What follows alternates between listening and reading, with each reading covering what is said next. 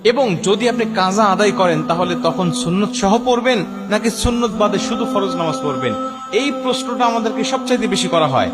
আমরা জানি পবিত্র কোরআন সূরা নিসার 103 নম্বর আয়াতের শেষের অংশে আল্লাহ পাক বলছেন, ইন্নাস সালাতা কানাত আলাল মুমিনিনা কিতাবাম মাওকুতা।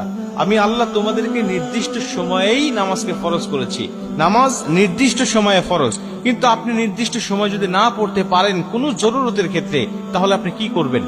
যেমন আমরা জানি ফজরের নামাজটা কখন পড়তে হয়? সুবহে সাদিক থেকে সূর্য উদয় পর্যন্ত, এটুকু ফজরের নামাজের সময়। এর পরবর্তীতে পড়তে গেলে আপনার কাজা পড়তে হবে। আমরা জানি নবীজি সাল্লাল্লাহু আলাইহি ওয়াসাল্লাম বলেছেন, তিনটা সময়ে নামাজ পড়া আল্লাহ পাক হারাম করে দিয়েছেন। 1 নম্বরে সূর্য উদয়ের সময়, 2 নম্বরে সূর্য যখন একেবারে ঠিক মাথার উপরে থাকে, হেলে যতক্ষণ না যায়, এবং 3 নম্বরে সূর্য অস্ত যাওয়ার সময়। এই 3টা সময় নামাজ পড়া যায় না। এবং রাসূল সাল্লাল্লাহু আলাইহি ওয়াসাল্লাম বলে দিয়েছেন যে যদি ঘুমের কারণে অথবা যে